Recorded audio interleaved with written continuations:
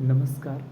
आज हम पिथौरा चित्रकला के बारे में पढ़ने वाले हैं। कल के वीडियो में किसी स्टूडेंट ने कमेंट किया था कि पिथौरा चित्रकला को विस्तार से समझाइए, तो विस्तार से तो लंबा चौड़ा वीडियो हो जाएगा, इसलिए मतलब पूरी पिथौरा चित्रकला को मैं समझाऊंगा, लेकिन यहाँ थोड़ा सा मैं शॉर्ट में लिख के लाया हूँ, एकदम शॉर्ट नोट्स में आपके सामने लेके आया हूँ। तो पिथौरा चित्रकला के बारे में कहीं पर पिथौरा लिखा हुआ मिलता है, कहीं पर पिठोरा लिखा हुआ मिलता है, तो कन्फ्यूज़ नहीं होना है। पिठोरा हो जाए तो भी पिथौरा पिठोरा एक ही चीज़ है, ध्यान रखना। तो पिथौरा चित्रकला के बारे में अपन समझने वाले हैं आज। तो पिथौरा चित्रकला सबसे पहले देखते हैं कि कहाँ चित्रित की जाती है। तो पिथौरा चित्रकला कहाँ चित्रित की जाती है? गुजरात के पंचमहल क्षेत्र। कहाँ पर?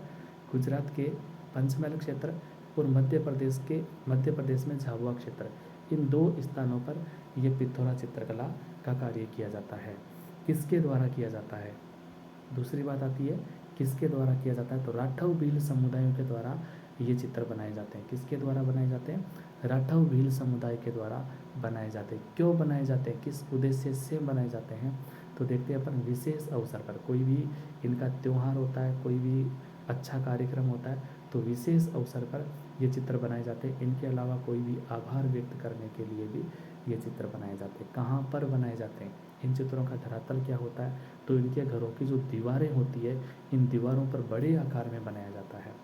एकदम बड़े बड़े आकारों में घरों की दीवारों पर ये चित्र बनाए जाते हैं। विषय क्या होते हैं इन चित्रों में, बनाया क्या जाता है, तो इन विषयों में घुड़सवारों के रूप में देवी देवताओं के रंगीन चित्र कतारों के रूप में बनाए जाते हैं। किस प्रकार से बनाए जाते हैं? घुड़सवारों के चित्र बनाए जाते हैं, जो कि वो घुड़सवार कौन होते हैं? इनके देवी देवताएं होते हैं। इनके देवी देवताओं के घुड़सवारों के रूप में चित्र बनाए जाते हैं, जो रंगीन होते हैं और कतारों के रूप में बनाए जाते हैं, जो क्या है, राठौर समुदाय के लोगों के सृष्टि वर्णन का प्रतिनिधित्व करते हैं। सृष्टि वर्णन यानी जो सबसे मुख्य इनका जो अपन कह सकते हैं इनकी रचना करने वाले जो है, रचना करने वाले भगवान ही होते हैं, देवी देवता ही होते हैं, तो उनका प्रतिनिधित्व ये चित्र करते हैं। तो किसके विषय क्या हो गया?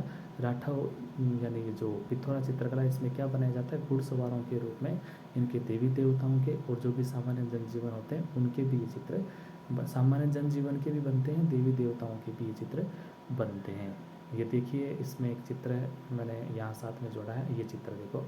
हाँ, ये ऊपर की जो कतारें हैं ये इनके देवी देवता हैं, पितृ लोग जो पूर्वज है इनके, उनके चित्र है जो ऊपर वाली कतार में। फिर ये एक लहरदार लाइन बना के, अलंकृत लाइन बना के और इनको अलग किया है, और ये इनके जो सामान्य जनजीवन है उनके चित्र। नीचे वाले जो है वो जो सामान्य जनजीवन उनके चित्र है, और जो ऊपर जो चित्र है इनके देवी देवता हैं, इनके पितृ लोग पूर्वज है, उनके चित्र ये है। जो श्रेष्ठ उनके प्रतिष्ठित लोग हैं समाज के, उनके चित्र ऊपर बनाए गए हैं, और बाकी जो अन्य है जो सामान्य लोग हैं उनको नीचे बनाया गया। इस प्रकार से ये पिथौरा चित्र ये लोग बनाते थे। देखो, घुड़सवार बिल्कुल कतार में बनाए गए हैं, हाथी भी बनाए गए हैं, और भी जो नारा छकड़ा भी बनाया गया है, पेड़ पौधे।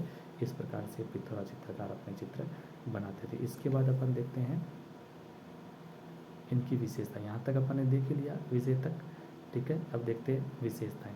विशेषताएं कह सकते हो या पिथौरा चित्रकला की कुछ मुख्य बातें आप कह सकते हो। तो देखो किस प्रकार से।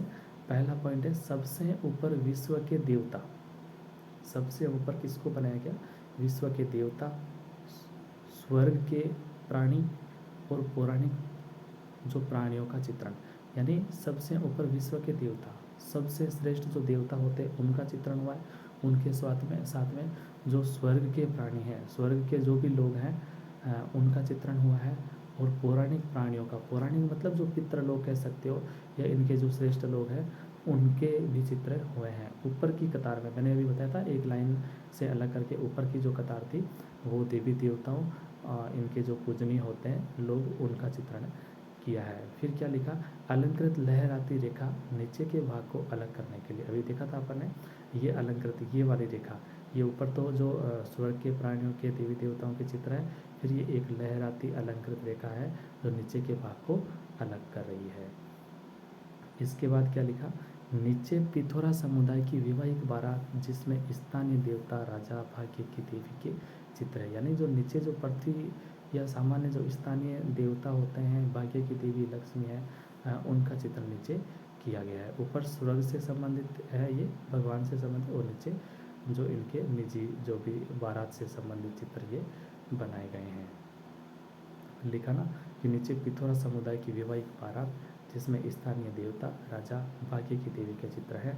फिर क्या लिखा, पारंपरिक किसान घरेलू जानवर व अन्य जीवों के चित्र बनाए जाते हैं जो पृथ्वी के जीवों का प्रतिनिधित्व करते हैं। ये पारंपरिक जो पृथ्वी के जीवों का ये नीचे पशु पक्षी ये सब बनाए गए हैं। तो ये है पिथौरा चित्रकला। पिथौरा चित्रकला कहाँ की है, तो सबसे पहले अपन ने पॉइंट लिखा कि किस स्थान पे ये चित्र बनाए जाते हैं, तो गुजरात के पंचमहल और मध्य प्रदेश के झाबुआ क्षेत्र में ये बनाए जाते हैं। राठौर भील समुदायों के द्वारा बनाए जाते हैं। विशेष अवसर पर और आभार व्यक्त करने के लिए चित्र बनाए जाते हैं। अपने घरों की दीवार पर बड़े आकार में ये चित्र बनाए जाते हैं। विषय के रूप में घुड़सवारों के रूप में देवी देवताओं के रंगीन चित्र कतारों में बनाए जाते हैं जो राठौर समुदाय के लोगों की सृष्टि वर्णन का प्रतिनिधित्व करते हैं। और विशेषता यानी सबसे ऊपर विश्व के देवता, स्वर्ग के प्राणी और पौराणिक जो प्राणी हैं उनका चित्रण किया जाता है। फिर एक अलंकृत लहराती रेखा होती है जो नीचे के भाग को अलग करती है। फिर नीचे पिथौरा समुदाय की वैवाहिक बारात जिसमें स्थानीय देवता राजा भाग्य की देवी के चित्र बनाए गए हैं। उसके बाद पारंपरिक किसान घरेलू जानवर अन्य जीवों के चित्र बनाए जाते थे जो पृथ्वी के जीवों का प्रतिनिधित्व करते हैं। और ये पिथौरा कला से संबंधित उदाहरण के रूप में एक चित्र है। तो ये हो गई आपकी पिथौरा कला। इसके बाद एक स्टूडेंट ने ये भी पूछा था कि कांगड़ा यानी पहाड़ी कला के चित्रकार। तो पहाड़ी कला के चित्रकारों में भी मैं आपको बता दूं, सबसे पहले ये बसोली के कलाकार है देवीदा। कहीं पर देवीदास भी लिखा हुआ मिलता है, इसका देवीदा लिखा हुआ ना, कहीं पर देवीदास भी मिलता है। तारखाम भी, ये एक बड़ी कारीगरी के कलाकार है तारखाम, ठीक है। तो देवीदा और तारखाम ये बसोली शैली के कलाकार है। बसोली शैली में अपन ने पढ़ा था कृपाल पाल, जिसको रस मंजरी अत्यंत प्रिय थी। तो कृपाल पाल के लिए रस मंजरी का चित्रण करने वाले ये दोनों कलाकार थे, देवीदास और तारखाम, ठीक है। कृपाल पाल के लिए रस मंजरी का चित्रण करने वाले कौन थे, देवीदास और तारखाम। उसके बाद गुलेर में पंडित सेऊ था और मानक और नैनसुख, ये पंडित सेऊ के बेटे हैं। मानक और नैनसुख ये दोनों क्या है, पंडित सेऊ के बेटे हैं। तो गुलेर शैली में पंडित सेऊ, मानक और नैनसुख ये तीन कलाकार मुख्य रूप से थे। इनके अलावा एक मानको भी था जिनको कहीं कहीं पर मनाको भी लिखा हुआ मिलता है, मानको या मनाको। मानक और मानको दोनों अलग अलग कलाकार है, ध्यान रखना। दोनों कलाकार क्या है, अलग अलग कलाकार का, मानक और मानको। मानक जो है पंडित सेऊ का बेटा है और मानको ये दूसरा है। मानको भी कह सकते हैं, मनाको भी कहीं कहीं पर लिखा हुआ मिलते हैं। और इनके परिवार में आगे चल के कुशाला, फत्तू, परखू, गोदू ये भी कलाकार हुए थे जो गुलेर शैली के कलाकार थे। फिर आगे चलकर ये कहाँ चले गए थे, आगे चलकर ये कांगड़ा में चले गए थे। तो ये बाद में कांगड़ा के भी प्रसिद्ध कलाकार कहलाए थे, कुशाला, फत्तू और परखू।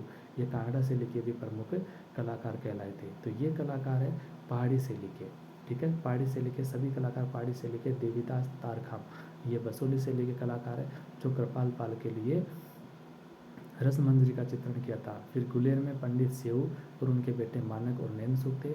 मानको भी था, कुशाला, फत्तू, परखू और गोदू ये भी गुलेर में थे। लेकिन संसार चंद्र की कला से प्रभावित होकर संसार चंद्र का जो सानिध्य पाकर ये बाद में कहाँ चले गए थे, कांगड़ा। कौन, कुशाला, फत्तू और परखू ये बाद में कहाँ चले गए थे, कांगड़ा। तो इस प्रकार से सारे पहाड़ी शैली के कलाकार है, देवीदास, तारखाम, पंडित सेऊ, मानक, नैनसुख, मानको, कुशाला, फत्तू, परखू और गोदू ये सभी क्या है, पहाड़ी शैली के कलाकार हैं।